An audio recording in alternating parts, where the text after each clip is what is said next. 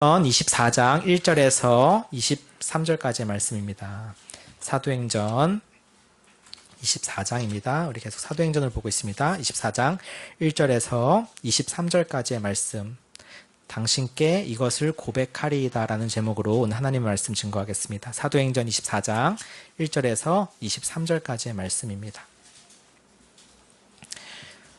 저 여러분이 한 절씩 교독하시고 마지막 23절은 다 같이 받겠습니다. 사도행전 24장 1절에서 23절 말씀. 제가 먼저 1절을 읽겠습니다. 닷새 후에 대제사장 아나니아가 어떤 장로들과 한 변호사 더둘로와 함께 내려와서 총독 앞에서 바울을 고발하니라. 벨릭스 각하여, 우리가 당신을 힘입어 태평을 누리고 또 이 민족이 당신의 선견으로 말미암아 여러 가지로 개선된 것을 우리가 어느 모양으로나 어느 곳에서나 크게 감사하나이다.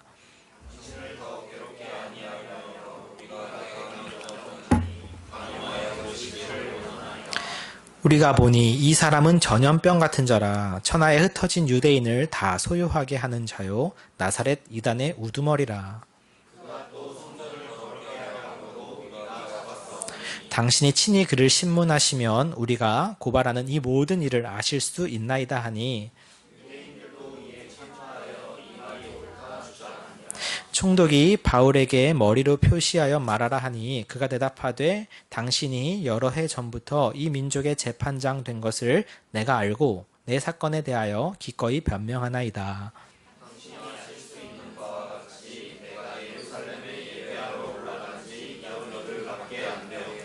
그들은 내가 성전에서 누구와 변론하는 것이나 회당 또는 시중에서 무리를 소동하게 하는 것을 보지 못하였으니,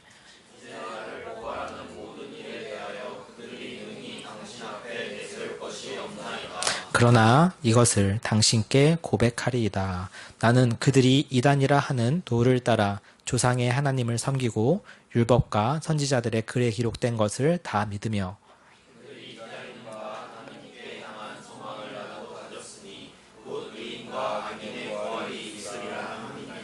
이것으로 말미암아 나도 하나님과 사람에 대하여 항상 양심에 거리낌이 없기를 힘쓰나이다.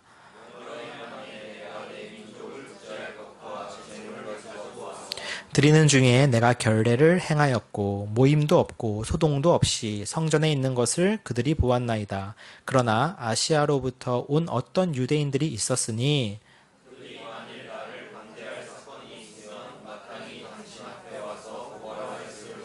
그렇지 않으면 이 사람들이 내가 공회 앞에 섰을 때에 무슨 옳지 않은 것을 보았는가 말하라 하소서.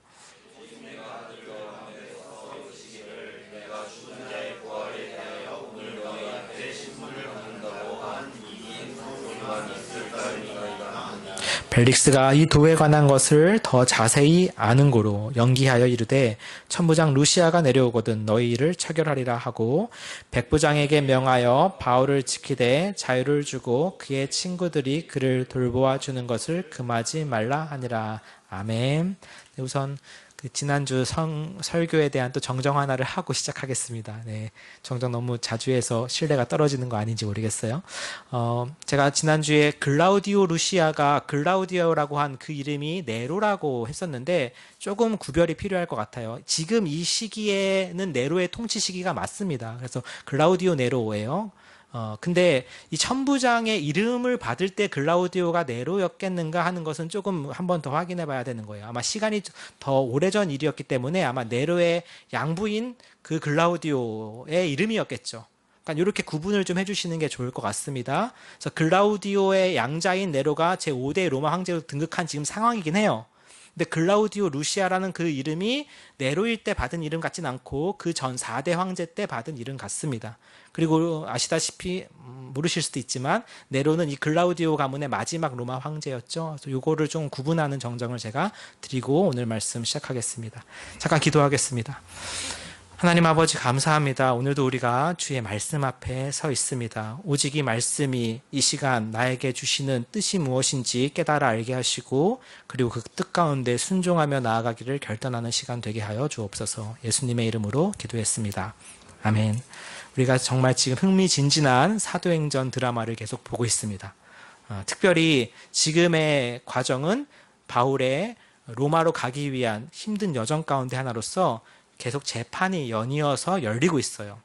오늘의 그 재판은 가장 재판다운 모습을 갖춘 것으로 진행이 됩니다. 여러분이 오늘 어떻게 보면 그 재판의 배심원으로 있다는 생각으로 오늘 이 본문 속으로 함께 들어가 보았으면 좋겠습니다. 1절입니다.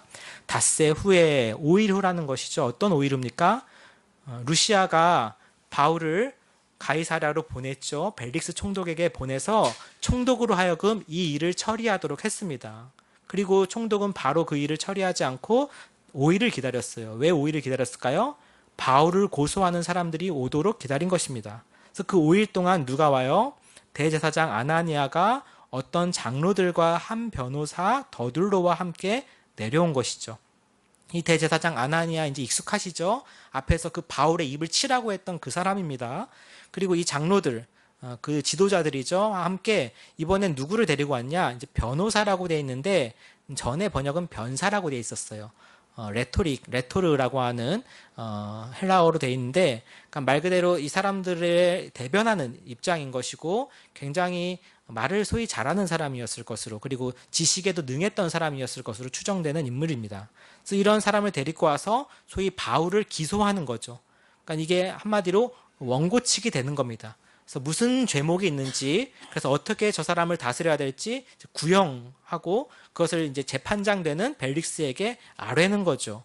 그렇게 와서 총독 앞에 바울을 고발하게 되는 여태까지에 있었던 모습 중에 가장 재판과 유사한 재판으로서의 형식을 갖춘 그 모습 가운데 지금 바울이 처하게 돼 있어요. 그래서 바울을 불렀죠. 그리고 더들로가 이제 피고를 이러한 제목으로 기소하는 겁니다. 2절에 보십시오. 바울을 부름에 더들로가 고발하여 이르되. 그래서 여기서는 여러분 법정이라는 이 컨텍스트를 잘 유지하시면서 보는 게 본문을 잘 살려내는 좋은 방법입니다. 자, 우선 이 기소하는 이 원고 입장, 오늘로 따지면 뭐 검사 같은 역할이겠죠. 여긴 변호사라고 돼 있지만 그 원고가 어떻게 지금 바울을 기소하는지 그 기소 내용부터 한번 차근차근 살펴보겠습니다. 재밌어요, 이거 굉장히. 자, 3절 보세요. 자, 어떻게 시작하냐, 이 더들로가. 벨릭스 각하여, 우리가 당신을 힘입어 태평을 누리고, 또 이 민족이 당신의 선견으로 말미암아 여러 가지로 개선된 것을 우리가 어느 모양으로나 어느 곳에서나 크게 감사하나이다. 참 좋은 말이죠. 여러분도 이런 이야기 들으면 기분 좋지 않겠습니까? 근데 이 더들로는 지금 벨릭스에게 엄청난 아부를 하고 있는 거예요. 물론 그 당시에 이런 연설에 앞서가지고 호의를 베푸는 또는 호의를 달라고 하는 이와 같은 시작은 매우 관용적이었습니다. 그럼에도 불구하고 지나쳤어요. 왜냐하면 제가 전에도 한번 말씀드렸지만 이 벨릭스라고 하는 사람이 이런 말을 들을 만큼 정치와 치리를 잘하지 않았거든요. 굉장히 유대인들을 폭압적으로 잔인하게 다뤘던 사람 중에 하나입니다. 그래서 많은 유대인들이 이 벨릭스를 좋아하지 않았어요. 당연히 인기도 없었죠. 하지만 지금 이 더들로는 그것을 모르지 않았을 것입니다. 그럼에도 불구하고 자신의 이 진술에 조금이라도 유리함을 얻기 위해서 그의 호의를 지금 사는 작업을 하고 있다고밖에 볼 수 없는 것이죠. 우리가 당신을 힘입어 태평을 누린다.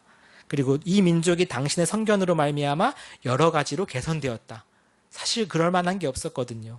그래서 어느 모양으로나 어느 곳에서나 크게 감사합니다. 우리가 조금 이따 바울의 것과 비교대조해서 볼 건데 이것도 하나의 마치 고백 형식과도 같아요. 우리 하나님 앞에 마치 이렇게 하나님 나를 인도해 주시고 지켜주시고 모든 필요를 채워주셔서 언제 어디서든지 제가 감사합니다 라고 고백을 한다고 해도 전혀 이상하지 않을 것 같은 그런 내용이죠. 그렇게 지금 더들로가 아첨하면서 시작하고 있어요. 근데 이 창대한 시작과는 다르게 그가 기소하는 내용은 빈약하기 짝이 없다라는 것이죠. 한번 봅시다. 4절 당신을 더 괴롭게 아니하려 하여 우리가 대강 여짜옵나니 관용하여 들으시기를 원하나이다. 이 무슨 말이냐면은 계속 호의를 사면서 하는 말이 제가 길게 얘기하지 않겠습니다라는 거예요. 이것도 그 당시 기소하던 사람들이 흔히 쓰던 관용어구 중에 하나지만 사실상 현실적으로도 길게 말할 게 없어요. 왜냐하면 바울의 죄목에 대해서 크게 다룰 만한 게 사실 없거든요. 그러니까 그냥 대충 요 정도로 말하겠습니다라고 하고 이제 구체적인 소위 증거나 팩트는 하나도 제시하지 못하는 아주 빈약한 그의 논거를 볼 수 있어요. 어쨌든 그가 어떠한 죄목으로 바울을 기소하는지 한번 볼게요. 5절과 6절에 그 세 가지 죄목으로 기소를 합니다. 이제 여러분이 한번 재판장의 또 입장에서 들어보세요. 우리가 보니 이 사람 누구죠? 바울은 전염병 같은 자라. 그러니까 이것도 사실 기소에 있어서 굳이 좋은 내용은 아니에요. 그냥 자신의 의견일 뿐인 거예요. 근데 이렇게 해가지고 그를 혐오하는 표현을 지금 쓰는 겁니다. 여기서는 번역이 완곡하게 전염병 같은 자라고 비유법에 의해 쓰였지만 직유로 바꿔놨죠. 사실 은유법으로 쓰여 있어요.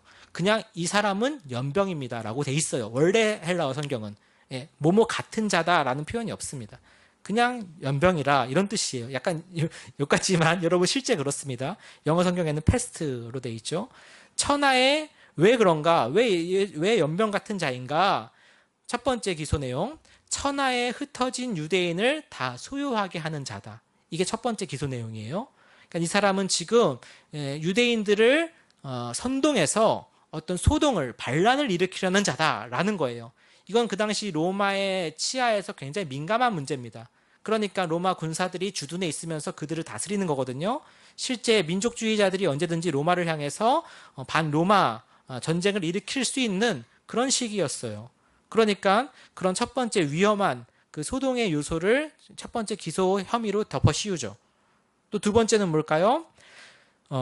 나사렛 이단의 우두머리라는 거예요. 이 사람이 그런 나사렛 이단, 그러니까 나사렛파, 앞에서 바리새파, 또 사두개파 이렇게 돼 있었잖아요. 여기서 나사렛파라는 거예요. 근데 좀 더 이 사람이 그것을 나쁜 의미로 쓰는 거죠. 나사렛 이단의 우두머리로서 그런 역할을 지금 다 하고 있습니다. 그러니까 이 사람이 아주 악질적인 사람이라고 더들로 입장에서는 말하고 있는 거죠. 그리고 또 한 가지의 더 세 번째 기소. 뭡니까? 6절에 그가 또 성전을 더럽게 하려 함으로. 이것도 되게 빈약해요. 여러분, 성전을 더럽혔음으로 해야 기소가 돼요. 성전을 더럽게 하려 했다. 자신의 판단에 의해서 그냥 그 혐의만 가지고서 지금 와서 무리하게 지금 기소를 하고 있다는 것을 볼 수 있죠. 그래서 그냥 자기들 생각에 그냥 성전을 더럽게 하려 한다. 내 판단은 누구든지 그렇게 할 수 있죠. 거기에 서 있기만 해도 잡혀온 거잖아요. 우리가 잡았다. 그래서 지금 데리고 온 겁니다라고 하는 이 세 가지 죄목에 의해서 기소한다라고 해요. 자, 이 세 가지는 과연 정말 사실일까? 이것에 대해서 바울이 이제 이후에 자신의 순서가 돌아왔을 때 차근차근 반박할 것입니다. 이렇게 세 가지 기소 사실에 대해서 바울이 이제 어떻게 반박하는지는 우리가 봐야겠죠. 참고로 그 괄호 안에 6절 하반절에서 8절 상반절이 없다고 되어 있는 부분에는 원래 이런 내용이 있었어요. 우리가 그래서 바울을 잡아서 재판을 하려고 했는데 그 천부장 글라우디오 루시아가 그 바울을 데리고 와서 폭력적으로 빼앗아 갔다. 당신에게로. 이런 내용이 있어요. 완전히 사실을 왜곡하는 내용이거든요. 그런 내용이 있었다고 하는데 이 가로 안에 들어간 걸 보면은 뭐라고 보시면 되면 원래 성경에 없던 내용을 나중에 첨가한 것으로 보시면 되고 전혀 신뢰하지 않아도 된 신뢰할 만한 사항이 아닌 것으로 읽는 게 좋겠습니다. 그냥 참고로만 말씀드려요. 그러니까 6절까지 나온 내용이 전부예요. 누가가 요약해서 이렇게 써놨겠죠. 이렇게 세 가지 사실에 대해 기소하니 8절에 뭐라고 말합니까?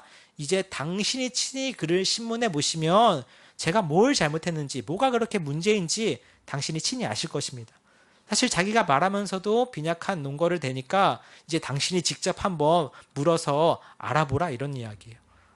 앞에 천부장이 벨릭스에게 그 편지를 쓸 때 내가 보건대 이 사람은 로마법에 의해서 가두거나 죽일 만한 사항이 없음을 발견했습니다라고 굉장히 단호하게 그리고 분명하게 얘기하는 것과는 다르죠. 자기들도 사실 알았을지도 몰라요. 그러니까 감정적으로만 바울에 대해서 굉장히 지금 분노에 차 있지 그를 어떤 법으로서 다스릴 수 없다라는 것을 지금 그들도 알고 있는지 모릅니다. 그랬을 때 그렇게 친히 벨릭스에게 이 역할을 넘기는 것이죠. 그러자 우리가 많이 이런 장면들 보죠. 옆에 있던 유대인들이 옆에서 울쏘 하는 장면이 지금 9절에서 진행이 되는 거예요. 자, 여기서 이제 원고 측의 기소가 끝났습니다. 드디어 피고 측의 변론의 기회가 당연히 주어지겠죠. 자, 그 바울의 변론을 한번 보도록 하겠습니다. 10절. 총독이 바울에게 머리로 표시하여 말하라 하니, 네, 이제 바울이 말할 차례가 되었어요. 바울은 어떻게 시작하는지 한번 보겠습니다. 그가 대답하되 당신이 여러 해 전부터 이 민족의 재판장이 된 것을 내가 알고 내 사건에 대하여 기꺼이 변명하나이다. 바울 역시 시작 자체의 형식은 크게 다르지 않아요. 그렇죠? 근데 더들로처럼 지나치진 않죠. 그냥 아부하고 아첨하는 건 아니에요. 그냥 형식적이지만 관례적인 어떤 의례적인 예의를 갖추는 인사 정도로 볼 수 있을 것 같아요. 당신이 여러 해 전부터 이 민족의 재판장이 된 것을 내가 알고, 벨릭스가 지금 이미 이곳을 다스린 지 꽤 됐거든요. 이제 2년 후면은 베스도로 총독이 후임으로 바뀝니다. 그래서 그것을 내가 알고 당신 앞에서 내 사건에 대해서 내가 변명할 수 있게 된 것을 기쁘게 여긴다, 이런 뜻이에요. 그럴 수 있잖아요. 그리고 나한테 지금 이런 기회가 주어진 것에 대해서 어떻게 보면 감사의 표현일 수도 있어요. 그렇게 바울은 자신의 변론을 시작하는 것이죠. 그리고 무엇보다 이 벨릭스라는 사람은 나중에도 한 번 더 나오지만 이 나사렛 이단이라고 하는 소위 이 그리스도의 도를 따르는 무리와 그 내용을 훨씬 이 로마 사람들보다, 로마의 통치자들보다 잘 알고 있었죠. 그리고 나중에 그런 것들에 대해서 좀 더 궁금해하기도 했던 사람이었습니다. 그래서 바울이 이렇게 말하죠. 11절에 당신이 아실 수 있는 바와 같이. 바울도 벨릭스라는 사람은 당연히 알았을 거고, 그가 우리가 따르는 이 도에 대해서 어느 정도의 지식을 갖추고 있는지도 바울도 알았던 것 같아요. 그래서 당신이 아실 수 있는 바와 같이 내가 예루살렘에 예배하러 올라간 지 열 이틀밖에 안 되었고, 12절, 그들은 내가 성전에서 누구와 변론하는 것이나 회당 또는 시중에서 무리를 소동하게 하는 것을 보지 못하였다. 첫 번째 기소 내용에 관한 변론이에요. 뭐였어요? 앞에서 천하에 흩어진 유대인들을 다 모아서 소동하게 하려는 자라고 했어요. 근데 바울은 어떻게 변론합니까? 우선 자기가 예루살렘에 온 지는 이제 겨우 열 이틀밖에 안 됐다는 거예요. 여러분, 우리가 앞에서 사도행전을 쭉 봤는데 그동안 뭐 했어요? 바울은 예루살렘에 있었습니까? 전도여행 다니느냐 무지 바빴어요. 그렇죠? 그래서 무려 3차 전도여행을 끝내고 지금 여기까지 온 거예요. 예루살렘은 그동안 몇 년이나 걸쳐서 거의 못 왔습니다. 그렇죠? 복음 전하고 교회 세우기에 바빴어요. 그리고 이제 겨우 예루살렘에 와서 열 이틀이 지났을 뿐이에요. 뭘 얘기하고 싶은 거예요? 어떤 소동이나 반란을 일으키려면 그만큼의 준비가 필요해요. 당연히 거기엔 시간이 포함되어 있겠죠. 근데 그런 것을 준비할 만한 시간이 있었다 없었다? 바울에게는 없었다라는 거예요. 더불어서 설사 그런 일이 있다 하더라도 열 이틀 안에 막 가능할 수도 있겠죠. 하지만 중요한 건 뭐예요? 12절, 그들은 내가 성전에서 누구와 변론하는 것이나 회당 또는 시중에서 무리를 소동하게 하는 것을 본 적이 없어요. 왜요? 그런 적이 없으니까요. 여러분, 우리가 앞에서 사도행전 21장을 다시 한번 잘 보십시오. 이 바울이 잡혀오게 된 경위가 21장에 잘 나와 있습니다. 바울이 성전에서 잡힌 건 맞아요. 근데 그들이 어떻게 성전에서 잡았는지, 바울이 성전에서 막 사람들을 소동하게 하고 선동하는 가운데 잡힌 게 아니에요. 오히려 바울은 철저히 성전 예식을 지키며 심지어 결례까지 행하고 있었어요. 어떤 의미였습니까? 바울이 예루살렘에 왔더니 유대인들 중에 많은 사람들이 오해하고 있었어요. 바울이 이방인들에게 복음을 전한다고 하자 이제 바울이 율법도 안 지켜도 되고 할례도 안 받아도 된다, 그런 식으로 사람들이 너를 오해하고 있더라. 그러니까 너가 지금 나실인 서원한 3명 4명이 있으니까 이 사람들을 위해 같이 머리를 깎고 또 비용을 대게 하고 결례, 그러니까 익스큐즈가 아니라 정결 예식을 취하라는 거예요. 그랬을 때 바울이 그걸 꼭 안 해도 됩니다. 자기의 신앙 양심상 이제 안 해도 돼요. 왜냐하면 그 안에는 그리스도의 복음으로 말미암은 자유가 있잖아요. 하지만 사람들을 위해 그 예식을 행하죠. 비용도 되고요. 굳이 그렇게 했던 이유는 뭐예요? 유대인들로부터 쓸데없는 오해를 사지 않기 위한 지혜였어요. 그러니까 성전에 와서 유대인들의 율법까지 따라가면서 정결 예식을 행하고 비용까지 되는 그런 과정이었는데도 불구하고 아시아에서 바울을 끝까지 쫓아온 유대인들이 있었거든요. 지금 고발해놓고 재판장까지 따라오지도 않았어요. 이러면 안 되죠. 근데 하여튼 그 사람들이 막 선동해가지고 소동이 나니까 우선 잡아다가 막 때리고 그냥 그럴 때 천부장이 와가지고 바울을 구출해낸 것 아니었습니까? 예. 지금 그 상황인 거예요. 그러니까 바울은 당연히 내가 회당이나 성중에서 소동하는 것, 누구를 막 모아서 작당하는 것을 본 적이 없습니다. 그런 적이 없으니까요. 라고 해서 첫 번째 기소 사실을 명쾌하게 소위 날려버립니다. 그리고 13절, 그래서 이제 나를 고발하는 모든 일에 대하여 그들이 능히 당신 앞에 내세울 것이 없다라는 것을 확인하는 것이죠. 정확한 사실이에요. 근데 바울이요, 이것만으로도 자신의 변론이 충분하게 훌륭하게 될 수 있어요. 근데 바울은 단순히 자기를 디스펜스하는 것으로 만족하는 사람이 아니에요. 이 재판이 너무 재밌는 게 뭐냐면요, 단순히 죄가 있다 없다 이것을 다루는 문제가 아니라요, 바울에겐 뭐가 문제예요? 이 재판에서 그리스도의 부활의 증인이 되는 게 목적인 거예요. 나는 죄가 없어요. 우리 재판의 목적은 그거잖아요. 무죄를 받으려는 사람 무죄만 받으면 목적 달성이에요. 그죠? 유죄 구형하려는 사람은 자신이 원하는 구형대로만 재판 결과가 나오면 목적 달성인데, 바울은 거기에 목적이 있는 게 아니에요. 물론 이것도 하나의 중요한 과정이지만 바울의 목적은 어디 있어요? 그리스도의 증인이 되는 데 있어요. 그러니까 14절에 바울이 이렇게 말하는 거예요. 한번 14절 15절 같이 읽어볼까요? 중요한 부분이니까요. 자, 한번 같이 읽어보겠습니다. 14절 15절 시작. 그러나 이것을 당신께 고백하리이다. 나는 그들이 이단이라 하는 도를 따라 조상의 하나님을 섬기고 율법과 선지자들의 글에 기록된 것을 다 믿으며 그들이 기다리는 바 하나님께 향한 소망을 나도 가졌으니 곧 의인과 악인의 부활이 있으리라 함이니이다. 아멘. 자, 두 번째 기소 사실은 뭐였습니까? 나사렛 이단의 우두머리라는 거였어요. 맞습니까? 바울은 이것을 완전히 부정하진 않아요. 그러나 정정하는 것입니다. 바로 14절 15절의 내용으로 말이죠. 무슨 이야기인가요? 그러나 이것을 당신께 고백하리이다. 그러니까 내가 도대체 따르는 것이 무엇이고 어떠한 양심에 따라 살고 있는지를 고백하는 것이죠. 그것이 하나의 또한 부활에 대한 증인, 증언의 역할을 하는 것입니다. 자, 한번 볼게요. 도대체 바울이 고백하는 내용이 무엇일까요? 이 상황에서는 첫 번째, 나는 그들이 이단이라 하는 도를 따라 조상의 하나님을 섬기고, 그동안 바울이 살아왔던 삶은 하나님을 섬기는 삶이었어요. 물론 다메섹 도상에서의 회심으로 말미암아 그가 하나님을 섬기는 방식이 완전히 바뀐 것은 사실입니다만, 그의 전 생애를 통틀어 그는 양심에 거리낌 없이 하나님을 섬겨왔습니다. 회심 전에는 그것이 하나님을 섬기는 일이라 믿었기 때문에 그렇게 하나님을 섬긴 것이고, 회심 후에는 또 다른 방식으로 하나님을 섬기게 된 것이지, 그가 변절자라고 말할 수 없는 이유가 여기 있는 것이죠.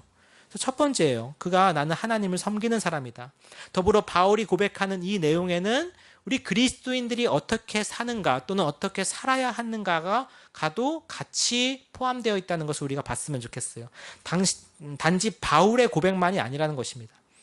여러분, 저와 여러분이 똑같이 바울의 입장에서 이러한 상황에 처했을 때 우리도 이와 같은 신앙의 고백을 할 수 있어야 한다라는 거예요. 그게 그리스도인의 책무, 의무라는 것입니다. 책임이라는 것이죠. 우리가 반드시 하나님의 심판대 앞에 의인이든 악인이든 다 서게 돼 있는데, 그때 우리의 신앙을 우리의 삶과 더불어서 고백할 수 있어야 돼요. 그래야 하나님께서 우리를 주님의 나라에 들이시는 겁니다. 지금 그렇게 저는 바울의 이 고백들을 함께 볼 수 있다고 생각하는 것이죠. 그래서 지금 바울이 고백하는 첫 번째 세 가지의 내용과 한 가지의 실천인데요. 이 세 가지의 내용 중 첫 번째는 바로 그리스도인들이 마땅히 무엇을 섬긴다? 하나님을 섬긴다. 물론 그들은 이단이라고 하는 도이지만 그게 바로 누구예요? 하나님을 섬기는 거예요. 다른 것을 섬기는 것이 아닙니다. 우리가 돈을 섬깁니까? 우리가 어떤 세상의 권세를 섬깁니까? 뭐 여러 가지 사람들이 섬기는 것들이 각자 있어요. 하지만 그리스도인들이 섬기는 것은 먼저 하나님이라는 것이죠. 그분은 바로 우리를 지으시고 우리를 만드시고 우리의 삶을 주관해 가시는 만물의 창조주요 구원자요. 그분이 바로 우리가 섬길 마땅한 대상인 것이죠. 다른 것을 섬기는 것이 아닙니다. 물론 여러 가지 우리가 하나님 외에 다른 것을 섬기고 싶은 것들이 생겨나지만 끝까지 우리가 섬겨야 되는, 단 한 가지만 섬겨야 된다면 바로 하나님만을 섬겨야 되는 것이죠. 그렇게 하나님만을 섬기는 삶을 살아왔다라고 고백합니다. 또 무엇입니까? 그리스도인들의 삶의 특징. 두 번째, 율법과 선지자들의 글에 기록된 것을 다 믿는다는 거예요. 우리에게는 분명한 이 기준이 있습니다. 하나님께서 주신 말씀이죠. 이게 바로 율법과 선지자들의 글이죠. 그리스도인들은 이 말씀을 믿는 것입니다. 세상에 여러 가치가 있죠. 여러 가르침이 있죠. 얼마나 많은 여러분 세상의 유행과 그리고 사상과 가르침들이 오늘날 있습니까? 아주 쉽게 접할 수 있어요. 그리고 그럴듯한 것들이 참 많이 있습니다. 하지만 그리스도인들은 이 말씀을 먼저 믿는 거예요. 그리고 이 말씀을 따라 살아오는 것이죠. 여태까지 바울이 그렇게 살아왔고 앞으로도 그러하리라는 것을 고백하는 것입니다. 세 번째는 또 무엇일까요? 그들이 기다리는 바 하나님께 향한 소망을 나도 가졌으니 곧 의인과 악인의 부활이 있으리라 함이니이다. 그리스도인의 세 번째 특징은 소망이 있다라는 것이죠. 무엇에 대한 소망입니까? 여러 가지 소망이 있어요. 물론 우리가 주님을 믿고 복받는 소망, 잘 되는 소망도 있지만 가장 그리스도인들의 궁극적인 소망은 뭐여야 하느냐 또는 무엇인가? 부활에 대한 소망인 것이죠. 우리는 어차피 제한된 삶을 살 수밖에 없고 영원한 삶은 따로 예비되어 있는 것입니다. 그랬을 때 우리에게 주신 이 소망이 바로 무엇이다? 의인과 악인의 부활이 있다라는 것이죠. 근데 여기서 좀 불편한 게 있죠? 아니, 의인의 부활은 참 내가 아멘하고 받겠는데 악인도 부활한다라는 것인가? 사실 성경에서 악인의 부활을 이렇게 명시적으로 밝힌 부분은 이 부분이 거의 유일하다고 볼 수 있는데요. 분명히 의인과 악인의 부활이 같이 있다라는 것을 여기서는 밝히고 있습니다. 왜 악인도 부활합니까? 심판을 위해서죠. 그러니까 예수님께서 처음 오실 때는 우리를 구원하시기 위해 오시지만 다시 오실 때는 심판해 주러 오시잖아요. 그리고 그 심판을 받기 위해서는 악인들, 모든 사람들이 다 부활을 경험하고 그 부활한 몸으로 심판대 앞에 서게 되는 것이죠. 마치 바울이 지금 재판장 앞에 서서 자신의 신앙을 고백하는 것처럼 우리도 그 심판대 앞에 서서 우리의 삶을 근거로 하나님 앞에 우리의 신앙을 고백해야 돼요. 그리고 그것을 가지고 하나님은 우리의 신앙을 받으셔서 하나님의 나라에 들이시는 겁니다. 그러니까 이게 단순한 재판이 아닌 것이죠. 그래서 그리스도인들이 가진 믿음, 그리고 소망, 그리고 섬김이 무엇인지 지금 바울이 보여주고 있고 마땅히 우리가 그렇게 살아야 한다는 것 또한 여기엔 함의되어 있는 줄 믿습니다. 그런데 중요한 건 뭐예요? 그러한 우리가 믿는 바가 있다면 거기에 따르는 삶이 있어야 된다는 것도 분명하게 보여주죠. 그런 믿음이 백날 있어봐야 아무리 내가 떠들어봐야 그 삶을 따르지 못한다면 삶으로 따르지 못한다면 그 믿음을 우리가 진짜 믿음이라고 말할 수 있겠는가. 따라서 우리가 재판장 앞에 설 때 중요한 게 뭐가 되겠어요? 믿음이 중요한데 그 믿음을 살아낸 삶이 있어야 그 믿음에 대한 증거가 돼요. 여러분 이해되십니까? 오늘날에 이런 얘기 잘 안 하는 것 같아요. 근데 저는 이거 분명하게 말씀드리고 싶어요. 믿음에 대한 삶을 근거로 우리가 주님 앞에 이 믿음을 가지고 살았다라고 말할 수 있는 것입니다. 그렇지 않으면 우리의 근거가 너무 빈약해지는 것이죠. 근데 바울이 뭐라고 얘기해요? 이것으로 말미암아 나도 하나님과 사람에게 대하여 항상 양심의 거리낌이 없기를 힘쓰나이다. 앞에 대제사장 아나니아 앞에서는 내가 양심의 거리낌 없이 살아왔다라고 좀 당당하게 말했다면 여기서는 조금 더 겸손하게 표현하지만 그 맥락은 틀려지지 않았어요. 그러니까 나는 이렇게 믿는 바가 있고 소망이 있는데 그러니 함부로 그렇게 살았겠는가? 그 믿는 바와 소망에 따라 양심의 거리낌이 없도록 정말 열심히 살아왔다라는 거예요. 그 삶을 여러분 우리가 알잖아요. 앞에서 봐왔잖아요. 바울이 얼마든지 편하게 살 수 있는 좋은 조건을 다 갖춘 사람이었지만 주님이 그를 부르신 이후에는 그가 자신의 어떤 안위나 편안함은 다 고사하고 일부러 정말 고생하는 길만 택해서 가는 것처럼 느껴질 정도로 그렇게 살아왔어요. 자신의 유익을 구한 적은 없어요. 때로는 힘들고 지치고 그도 사람이어서 흔들릴 때도 있었겠지만 그가 그렇게 하면서까지 끝까지 구하고 전하고자 했던 것은 복음밖에 없었죠. 그리고 오로지 성도들의 유익만을 구했던 것을 우리가 봐왔습니다. 그러니까 바울이 이렇게 말하는 것은 전혀 불편하지 않아요. 내가 이와 같은 믿음과 소망에 근거하여 지금까지 이렇게 양심의 거리낌이 없도록 살아왔습니다. 여러분 우리가 나중에 이렇게 고백할 수 있을까요? 저는 이 바울의 고백이 참 부럽습니다. 근데 한편으로는 부끄러워요. 이렇게 과연 내가 고백할 수 있을까? 그렇지 못한 삶이 저한테도 사실 많이 있거든요. 그러나 우리는 분명 기억해야 될 것입니다. 우리의 삶을 근거로 하나님 앞에 우리의 믿음을 고백해야 될 때가 온다는 것을 말이죠. 자, 여기까지가 바울이 나사렛 이단의 우두머리를 한 기소 내용에 대해서 자신의 신앙 고백 형태로 변론한 내용이에요. 너무 멋지게 이야기했죠.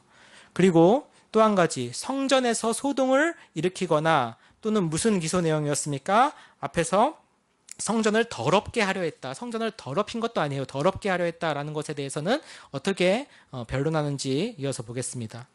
17절 이런 내용이죠. 여러 해 만에 내가 내 민족을 구제할 것과 재물을 가지고 와서 드리는 중에 내가 결례를 행하였고 모임도 없고 소동도 없이 성전에 있는 것을 그들이 보았나이다. 이게 팩트죠. 이미 그가 성전에 와서 모임 자체도 없고 당연히 소동도 없었어요. 그리고 심지어 그가 한 일은 뭐예요? 예루살렘의 좋은 일이었어요. 그가 그동안 전도여행을 다니면서 해오던 일 중에 하나가, 중요한 일 중에 하나가 모금, 연보를 모으는 일이었거든요. 예루살렘 교회, 예루살렘에 큰 기근이 있었죠. 그것을 알고 바울이 전도했던 지역에서 그 헌금을 받아요. 연보를 받습니다. 그래서 그 교회들은 다 예루살렘 교회에 빚진 마음이 있어요. 왜 그래요? 복음이 예루살렘으로부터 시작되었으니까요. 그 복음이 자기들에게까지 왔으니까 그 빚진 마음을 헌금으로 어느 정도 갚아나가고 싶은 마음이 있었어요. 그래서 막 분에 넘치도록 아끼지 아니하고 줬다는 내용이 바울 서신서에 많이 나옵니다. 그래서 그런 헌금들을 바울이 그동안 열심히 모아서 예루살렘에 갖고 와서 어떻게 한 거예요?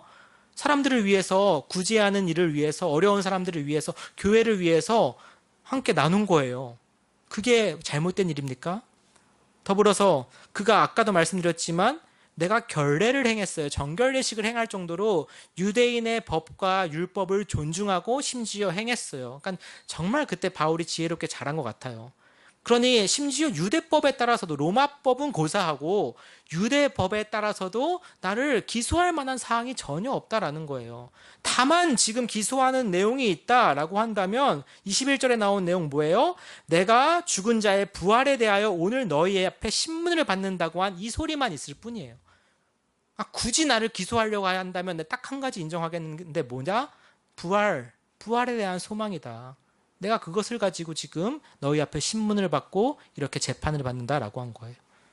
정말 정확하게 얘기하고 있죠.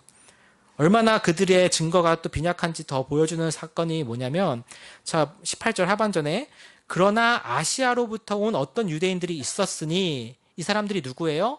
바울을 어떻게든 책잡으려고 아시아에서부터 바울을 쫓아가가지고 온 사람 같아요. 그리고 바울이 예루살렘 성전에서 있을 때 그것을 막 소동을 일으켜가지고 잡았던 그 사람들이에요. 근데 보세요. 이 사람들이 어떻게 됐는지 아까도 말씀드렸지만 그들이 만일 나를 반대할 사건이 있으면 마땅히 당신 앞에, 벨릭스 총독 당신 앞에 와서 고발하였을 것이요. 무슨 말이에요? 그 고발하는 고발자들이 지금 이 자리에 와 있다 없다? 없다라는 거예요. 얼마나 웃긴 일입니까? 로마법의 근거에서도 이것은 굉장히 그 재판을 무시하는 처사라고밖에 받아들일 수가 없어요. 고소하는 고소 당사자가 없다라는 거예요. 왜 없어졌을까요? 뭐 이유는 모르겠어요. 하지만 그만큼 그들이 얘기하고자 하는 이 얘기가 너무나 부족하다라는 것이죠. 바울도 자신을 고발했던 그 사람들이 오지도 않았다는 것을 깨달으니까 길게 말하지 않습니다. 그렇다면 20절, 그렇지 않다면 이 사람들은 누구예요? 공회에서 자신을 재판했던 아까 대제사장들과 아나니아 대제사장과 장로들, 이 사람들, 원래 공회에서 자신을 재판했던 사람들이 내가 공회 앞에 섰을 때 무슨 옳지 않은 것을 보았는가 말하라 하소서. 바울이 그럼 그 공회 앞에서 좀 잘못한 게 있습니까? 물론 대제사장 아나니아에게 소위 좀 무례하게 행했다고 하는 것을 죄라고 한다면 죄라고 할지 모르겠어요. 하지만 지금 그게 문제가 아니잖아요. 그렇죠? 그 공회에서도 바울은 늘 일관성이 있었어요. 뭡니까? 부활에 대한 소망을 얘기했을 뿐이에요. 그리고 하나님 앞에 난 양심에 거리낌 없이 행해왔다. 그러니까 이런 이야기를 들으니 벨릭스가 어떤 생각이 들었겠어요? 벨릭스도 알아요. 얘는 죄가 없어. 이미 천부장도 그 편지에다가요, 죄수를 보내면서 죄가 없다고 썼어요. 아이러니하죠. 근데 벨릭스가 다시 한번 확인해 보니까 천부장 말 그대로예요. 그러니까 22절, 벨릭스가 이 도에 관한 것을 더 자세히 아는 거로 어떻게 해요? 기각하면 좋은데 무죄다. 너네 이거 무리하게 기소했어. 우선 풀어줘야지. 라고 하지 않아요. 왜 그랬을까요? 예. 이 벨릭스가 유대인들의 환심을 사고 싶었던 것 같아요. 그러니까 유대인들이, 정치인들이 그런 게 있잖아요. 표를 받고 싶어서 여러 가지 모양으로 자기가 속하지 않은 공동체 그냥 어쩌다 한 번씩 가기도 하고 그 공동체의 심리를 건드리지 않기 위해 굉장히 이랬다 저랬다 하지 않습니까? 어쩔 때는. 지금 벨릭스도 똑같은 정치인인 거예요. 괜히 유대인들의 이 지금 화난 민심을 자극해서 자신의 어떤 뭐라고 해야 될까요? 지지율이라고 해야 될까요? 어쨌든 간에 잃고 싶지 않은 것이죠. 그러니까 아주 간교하게 처리하는데 그냥 연기합니다. 연기. 죄를 지금 처형할 수도 없고 그렇다고 풀어줄 수도 없으니 연기해서 핑계를 대요. 뭐라고 합니까? 참 자기 자신의 그 부하 직원 핑계를 대요. 천부장 루시아가 내려오거든 너희 일을 처결하리라. 아니 천부장 루시아가 어떻게 한 거예요? 내가 이 일을 못 처리하겠으니 총독 상관한테 부탁한 건데 오히려 지금 벨릭스는 다시 자신의 부하 직원에게 이것을 맡기겠다라고 이야기하는 것이죠. 그러니 지금 벨릭스는 무죄인 것을 알매도 불구하고 유대인들의 민심 때문에 이 바울을 석방하지 못하고 있는 것입니다. 그래서 실제 바울은 무려 2년 동안이나 감금되어 있어요. 구류되어 있어요. 근데 다행히도 23절에 나온 것처럼 백부장에게 명하여 바울을 지키되 구류하는 것입니다. 자유를 줘요. 특히 바울은 로마 시민이었으니까요. 그래서 그의 친구들이 그를 돌보아주는 것을 금하지 말라 하니라. 그래서 무려 2년 동안 이렇게 구류되어 있지만 사람들을 자유롭게 만날 수 있는 상황이 펼쳐져서 이 상황 가지고서 또 이제 내용이 진행되는 것을 볼 수 있습니다. 자, 우리가 오늘 바울의 이 재판의 과정을 보았습니다. 특별히 저는 오늘 여러분과 이 재판에서 바울이 한 고백을 우리가 좀 마음에 담았으면 좋겠어요. 이런 상황에서도 바울이 얼마나 이렇게 담대하게 지혜롭게 말할 수 있습니까? 사실 쉽지 않은 거거든요. 그 많은 자신을 고소하는 권세자들과 권력들 앞에서 이렇게 명쾌하게 자신을 담대하게 변론하고 나아가 심지어 자신의 그 신앙을 고백할 수 있는 것 정말 쉽지 않습니다. 여러분 아시잖아요. 조금이라도 우리가 사회생활이나 이런 데 하면서 내 신앙이 드러났을 때 조금이라도 불이익이 있을 것 같으면 그런 상황에서 지킨다는 게 쉽지 않단 말입니다. 근데 바울은 지금 그런 것에 연연하지 않고 정말 일관성 있게 그리고 소위 뚝심 있게 하나님을 향한 소망과 믿음을 가지고 이겨내고 있어요. 무엇보다 주님께서 며칠 전 밤에 바울 곁에 서셔서 담대하라고 하셨던 그 말씀을 마음에 두면서 말이죠. 우리의 삶도 이와 다르지 않을 것 같습니다. 우리도 여전히 계속 삶 가운데 바울처럼 재판에 서 있는 것 같은 상황이 될 수 있어요. 소위 우리를 대적하는 자들, 사람일 수도 있고요. 어둠의 세력일 수도 있습니다. 계속 우리를 기소하려고 합니다. 잘못됐다고, 부족하다고. 그때 우리가 무엇을 가지고 하나님 앞에 이야기할 수 있겠는가? 물론 우리의 삶을 통한 믿음이 중요하겠지만 정말 중요한 것들을 우리가 잊지 않았으면 좋겠어요. 바로 예수께서 그의 변호사로 지금 같이 계시다는 것입니다. 저는 이 부분을 봤어요. 자, 보세요. 대제사장 아나니아와 장로들이 크게 위험을 갖추고 그 당시 최고의 변사였겠죠. 이 더들로라고 하는 사람은 데리고 와서 열심히 기소하는데 아무런 효과가 없어요. 전혀 진실이 아니니까요. 하지만 눈에 보이진 않지만 비록 육체적으로 곁에 있는 건 아니지만 지금 예수께서는 마치 바울 곁에 서셨던 것처럼 그의 변호사로 그의 옆에 서 계십니다. 그리고 바울이 마땅히 해야 할 말들을 그 입술에 담아주고 계세요. 그게 바로 우리 주님의 능력이신 것입니다. 그런 주님을 우리가 옆에 두고 같이 살아간다면 얼마든지 넉넉히 이길 수 있는 것이죠. 다만 한 가지 제가 이 재판 과정을 보면서 한 가지 가슴 아팠던 내용이 있어요. 이 내용과 관계없는 것인데 무엇이냐. 정작 그 예수께서는 그럼 어떤 재판을 당하셨는가요? 아시죠? 여러분 우리가 사도신경에 본디오빌라도 이름을 넣어서 너무 잘 알죠. 영원히 고통받는 그 이름. 그냥 그거 한번 넘겨줬다가 걔는 정말 지질이 운도 없게 그렇게 됐네 라고 느껴질 수도 있지만 결코 그렇게 단순한 문제는 아닌 것 같아요. 왜 그렇습니까? 여기에 나오는 이런 소위 악독하다고 하는 벨릭스 총독 같은 사람들조차도요. 이 사람이 무죄인 걸 아니까 함부로 넘겨주지 않는단 말이에요. 그때 본디오 빌라도는 어떻게 했어요? 무죄인 걸 알았어요. 분명히 알았어요. 그래서 놓아주려고도 했죠. 근데 그 사람 어떻게 했습니까?